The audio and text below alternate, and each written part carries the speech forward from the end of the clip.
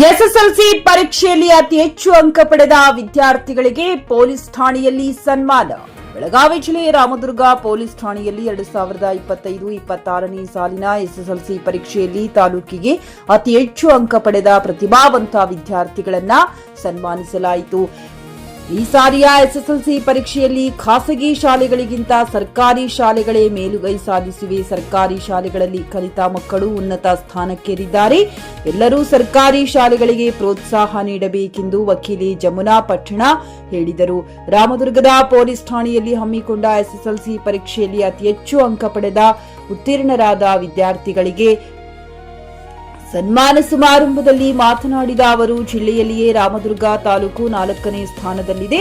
ಅದರಲ್ಲೂ ತಾಲೂಕಿನ ಮಕ್ಕಳು ಹೆಚ್ಚಿನ ಸಂಖ್ಯೆಯಲ್ಲಿ ಉತ್ತೀರ್ಣರಾಗಿದ್ದಾರೆ ಎಂದು ತಿಳಿಸಿದರು.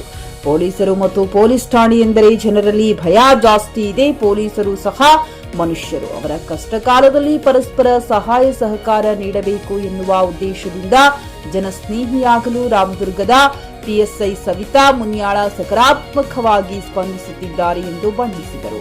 ಪೊಲೀಸರೊಂದಿಗೆ ಸೌಹಾರ್ದ ಮತ್ತು ಜನಸ್ನೇಹಿಯಾಗಿ ಹೊಂದಿಕೊಳ್ಳುವ ಉದ್ದೇಶದಿಂದ ಮಕ್ಕಳಿಗೆ ಸನ್ಮಾನ ಮಾಡಲಾಗುತ್ತಿದೆ ಎಂದು ಪಿಎಸ್ಐ ಸವಿತಾ ಮುನ್ಯಾಳ ಹೇಳಿದರು.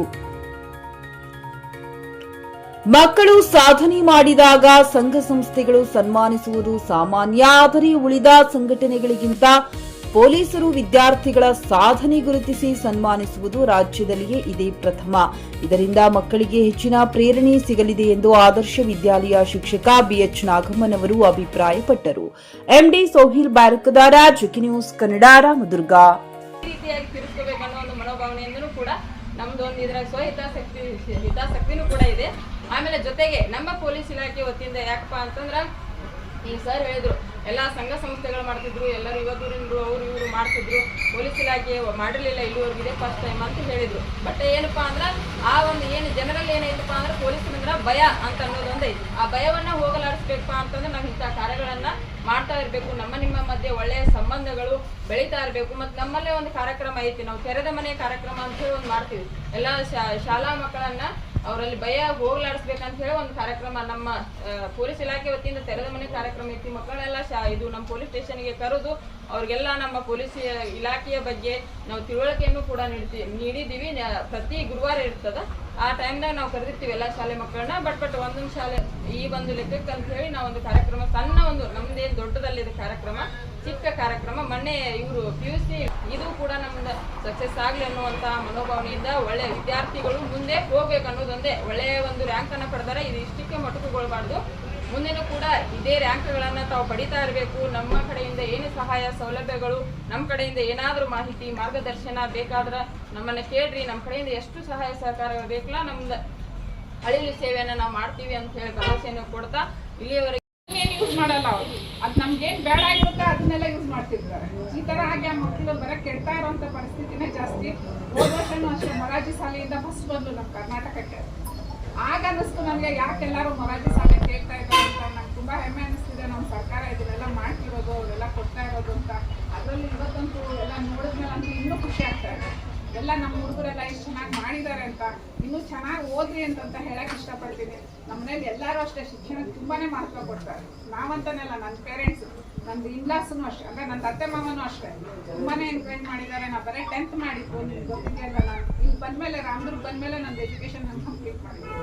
ನನ್ನ ಲಾನಲ್ಲಂತೂ ಯಾರಿಗೂ ಬಿಟ್ಕೊಟ್ಟಿಲ್ಲ. 3 ವರ್ಷ ನಾನೇ ಫಸ್ಟ್ ಬಂದಿದ್ದು. ನಾನೇ ಹೇಳ್ಕೋಬೇಕು ಅಂತಿಲ್ಲ. ಆದ್ರೆ ನಿಮ್ಗೊಂದು ಮುಂದೆ ನಿಮ್ಗೂ ಒಂದು ಆದರ್ಶ ಆಗ್ಲಿ ಅಂತ ಹೇಳಕ್ಕೆ ಇಷ್ಟಪಡ್ತಾ ಇದ್ದೀನಿ ಅಷ್ಟೇ. ಆಮೇಲೆ ನೋಡ್ರಿ, ಮೇಡಮ್ ನೋಡಿದ ತಕ್ಷಣ, ಮೇಡಮ್ ಆ್ಯಕ್ಚುಲಿ ನಮ್ಮ ಊರಿಗೆ ಬರ್ತಾರೆ ಅಂದ ತಕ್ಷಣ ಫುಲ್ ಖುಷಿ ಆದವಳು ನಾನೇ. ಆ್ಯಕ್ಚುಲಿ ಪೊಲೀಸ್ ಸ್ಟೇಷನ್ ಒಳಗೆ ಖಾಲಿ ಮನೆಯಲ್ಲಿಲ್ಲ, ಅದರ ಮನೆಯಲ್ಲಿಲ್ಲ, ಹೊರಗೆ ಹೋಗಿದ್ದಿಲ್ಲ. ಮತ್ತು ಫಸ್ಟ್ ಟೈಮ್ ಇಂಥ ಫಂಕ್ಷನ್ಸ್ಗೆ ಹೋಗ್ತಿರ್ತೀನಿ ನಾನು. ಆ ಥರ ಫಂಕ್ಷನ್ಗೆ ಮೇಡಮ್ ಕರೆದಿರೋದು ಇದೆ.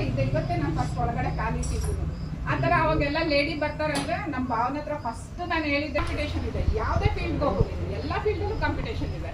ಆ ಕಾಂಪಿಟೇಷನ್ನ ನೀವು ಯಾವಾಗ ಮೊಬೈಲ್ ಅನ್ನೋದು ಒಂದು ಕೆಟ್ಟ ಇದನ್ನ ಬಿಡ್ತೀರೋ ಅವತ್ತು ನೀವು ಮುಂದೆ ಬರ್ತೀರಾ ಅಂತ ಹೇಳಕ್ ಇಷ್ಟಪಡ್ತೀನಿ. ನಾನು ಪುಟ್ಟಿ ತುಂಬಾ ಇಂಟ್ರೆಸ್ಟ್ ಆಗಿ ನಾನು ಮಾತಾಡ್ತಾ ತುಂಬಾ ಖುಷಿ ಆಗ್ತದೆ ನನಗೆ. ಯಾವತ್ತು ನೀವು ಅದನ್ನ ಫೇಸ್ ಮಾಡ್ಬೇಕಾಯ್ತಂದ್ರೆ ಬಹಳಷ್ಟೊಂದು ಸ್ವಲ್ಪ ಕಷ್ಟಗಳನ್ನು ಎದುರಿಸ್ತಾ ಇದ್ದೀವಿ ನಾವು. ಆದ್ರೆ ಈ ಸಲ ಮೇಡಮ್ ಅವರು ಬಹಳಷ್ಟು ನಮ್ಗೆ ಅನುಕೂಲ ಮಾಡಿಕೊಡ್ತೀವಿ.